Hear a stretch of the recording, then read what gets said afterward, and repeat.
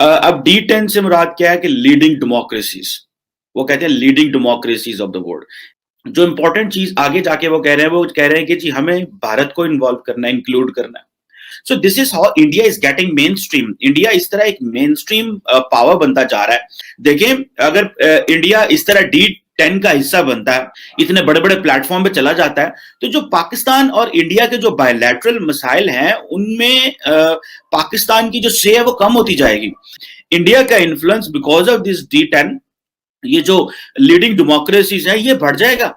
अच्छा, चाइना भी इस ग्रुप का मेंबर नहीं है, but who will speak for Pakistan and for the Kashmir and for our bilateral challenges in D10? International community में जितनी बड़ी पावर्स हैं वो ये फैसला कर रही हैं कि जो G7 का एक प्लेटफॉर्म था उसको एक्सपैंड किया जाए और उसको D10 बनाया जाए।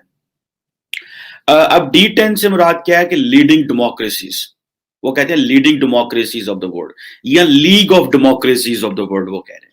जो इंपॉर्टेंट चीज आगे जाके वो कह रहे हैं, वो कह रहे हैं कि जी हमें भारत को इन्वॉल्व करना है, इंक्लूड करना है, हमें साउथ कोरिया को इंक्लूड करना है और हमें ऑस्ट्रेलिया को इंक्लूड करना है। मैं समझता ये हूं कि वो ये कह रहे हैं कि हमें जो डेमोक्रेसीज हैं, दुनिया की बड़ी डेमोक्रेसीज, उनको इनरोल करना है इस सारे प्रोसेस में, और ये G7 को D8 बना दें।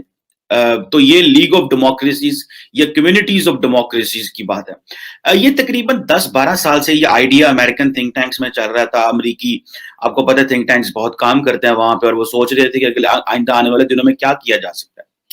अच्छा, अब हुआ यूं कि जो यूके के प्राइम मिनिस्टर हैं बोरिस जॉनसन, उन्होंने इस आइडिया को बेसिकली वहां से बोरो किया। लेकिन उन्होंने क्या किया कि जो G7 की एक वर्चुअल मीटिंग हुई है उसमें वो ये कह रहे हैं कि जो कमिंग जून आ रहा है, अभी this is February, end of the February, अभी जो कमिंग जून आ रहा है, उस जून में एक लाइव मुलाकात हो जिसमें सारे के सारे जो D10 के लोग हैं, बाकी इंडिया को बुलाया जाए, ऑस्ट्रेलिया को बुलाया जाए, साउथ कोरिया को बुलाया जाए। अच्छा, इसमें पाकिस्तान का तो मैं जिक्र करूंगा कि what does this mean for Pakistan, because India is getting a member of this elite club. अच्छा, यूके का कहना यह है कि नहीं, हम ये चाहते हैं कि हमें, for example ji 5G technology है, उसमें India is playing its part, so we need to talk on this. ये जो बोरिस जॉनसन का विजिट कैंसिल हुआ था इंडिया के रिपब्लिक डे पे 26 जनवरी को, उसमें बेसिकली इन्होंने बातें करनी थी नरेंद्र मोदी के साथ, जिसमें उन्होंने 5G टेक्नोलॉजी की बात करनी थी, जिसमें वो कहते हैं कि जो डिजिटल इंफ्रास्ट्रक्चर है, जो critical 21st century digital infrastructure है, उसको कैसे लेके चलना, और ये जो समिट ऑफ डेमोक्रेसी है, इसके बारे में उन्होंने ऑन बोर्ड लेना था। सो this is how India is getting main stream. India इस तरह एक मेन स्ट्रीम पावर बनता जा रहा है। एक तरफ से मैंने आपको पहले बताया था कि इंडिया जो है वहां पे किस तरह जो क्वाड का हिस्सा है, जिसको ट्रांस अटलांटिक क्वाड की बात हो रही है, एशियन नेटो की बात हो रही है, इंडो पैसिफिक कमांड अमेरिका ने बदल दिया। सो दिस इज समथिंग जिसे आप कह लें कि इंडिया की ग्लोबल सिस्टम के अंदर, इंटरनेशनल सिस्टम के अंदर मेन स्ट्रीमिंग हो रही है, slowly and steadily. So this is an acceptance of the international community के भाई इंडिया जो है, हमें उसको लेना है इस सारे प्रोसेस में।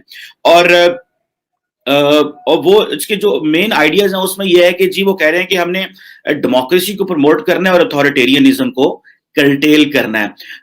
अब देखना यह है कि होता यह है कि जब ग्रेट पावर्स किसी इस तरह बड़े सेटअप में होती हैं और फिर वो आहिस्ता आहिस्ता छोटी छोटी पावर्स को भी पकड़ते हैं और उनका हिस्सा बना लेते हैं, तो फिर वो इक्वली सिस्टम शेयर करते हैं।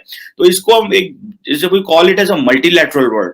अच्छा, इस मल्टीलैटरल वर्ल्ड को जो अमेरिका के सदर हैं जो बाइडेन साहब, वो भी मल्टीलैटरल वर्ल्ड को बड़ा स्ट्रांगली सपोर्ट करते हैं। और उन्होंने बेसिकली क्योंकि ट्रम्प साहब सपोर्ट नहीं करते थे, तो वो कह रहे थे कि हम जो दुनिया की डेमोक्रेसीज हैं और जो डेमोक्रेटिक इंस्टीट्यूशंस हैं, जो और हम एक कॉमन एजेंडा लेके दुनिया के सामने जाएंगे ताकि हम इंटरनेशनल कम्युनिटी को बता सकें। हालांकि अगर आप, एक डेमोक्रेसी इंडेक्स होता है जो कि इकोनॉमिस्ट का इंटेलिजेंस यूनिट है, वो ये कहता है कि ओवरऑल पूरी दुनिया में जो डेमोक्रेसीज हैं वो कमजोर हुई हैं। उनका जो, आप ये समझें कि सिंस 2006 से जो डेमोक्रेसीज हैं ग्लोबली, उनकी जो डेवलपमेंट है वो इतनी तगड़ी नहीं रही। अच्छा, इसको वो ये कह तो रहे हैं कि दिस इज 2015 से तो बिल्कुल ही फ्री फॉल हो गया है यानी कि 2015 से तो डेमोक्रेसीज जहां पे डेमोक्रेटिक कंट्रीज हैं वो बिल्कुल ही फ्री, जिसे कह लें कि अब डाउनफॉल होता जा रहा है। लेकिन ये जो इंपॉर्टेंट चीज ये है कि फिर भी अगर ये डाउनफॉल भी होता जा रहा है, और ये इकोनॉमिस्ट का इंटेलिजेंस यूनिट रिसेंटली उन्होंने इंडिया को कहा कि India is a flawed democracy. Pakistan को उन्होंने कहा जी कि हम हाइब्रिड डेमोक्रेसी हैं। So they put India above Pakistan on hybrid democracy का जो पैरामीटर है, और सॉरी फ्लॉड डेमोक्रेसी का जो पैरामीटर, और हमें उन्होंने वहां पे डाला। अगर पाकिस्तान जो है वो उससे क्या लेना देना होगा?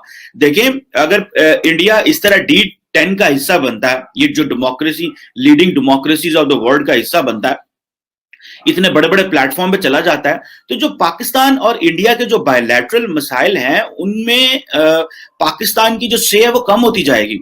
पाकिस्तान का जो एजेंडाज हैं, जैसे फॉर एग्जांपल अगर इंडिया को हम कहते रहते हैं जी कि ये ह्यूमन राइट्स वायलेशंस हैं, वहां पे जी आरएसएस की हुकूमत है, वहां पे जी हिंदू नेशनलिज्म है, ह्यूमन राइट्स नहीं है and all this.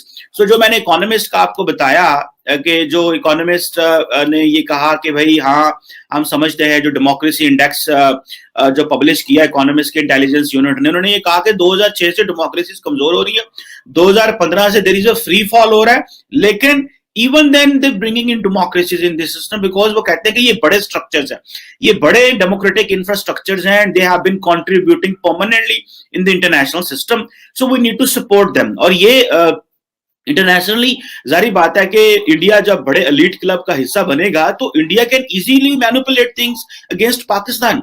India if अगर वहां पे जाके बैठ के कहता है कि नहीं, कश्मीर के ऊपर चीजें ठीक हैं, तो वो जो परमानेंट स्टेट्स होंगी वो कहेंगे हाँ ठीक है भाई, ये कह रहे हैं। फिर इंडिया का इकोनॉमिक इन्फ्लुएंस ऑलरेडी वहां पे तगड़ा होगा, तो वो कहेंगे हाँ भाई ठीक है, ये तो सही कह रहे हैं। और जिस तरह चीन जो है, जहां पे तो ह्यूमन राइट्स नाम की चीज ही कोई नहीं, जहां पे तो फंडामेंटल राइट्स नाम की चीज ही कोई नहीं है, दुनिया उनके साथ कोलैबोरेट एंड कोऑपरेट कर रही है। तो व्हाट इफ अगर इंडिया के बारे में जो मुख्तलिफ अदारे हैं वो रिपोर्टें बनाते रहे, तो उनको क्या फर्क पड़ेगा? वो कहेंगे भाई आपने चाइना के साथ तो काम कर रहे हैं, because you are working for economy की बात हो रही है, मार्केट इकोनॉमी की बात हो रही है, so why to take care of whatever the international community is saying? So this is a kind of an influence I find over the period of time. India का influence because of this D10, ये जो leading democracies हैं, ये बढ़ जाएगा। और global platforms पे जो पाकिस्तान के जो मसाइल हैं, जो बायलैटरल है, वो जाहिर बात है पाकिस्तान को उसमें उतनी वो नहीं। अच्छा, चाइना भी इस ग्रुप का मेंबर नहीं है, चाइना यूएन सिक्योरिटी काउंसिल का परमानेंट मेंबर तो है, तो परमानेंट मेंबर होने की वजह से उनको वो सपोर्ट तो मिलेगी वहां पे जी कि हमें हमारे लिए वहां बात करते हैं। But who will speak for Pakistan and for the Kashmir and for our bilateral challenges in D10?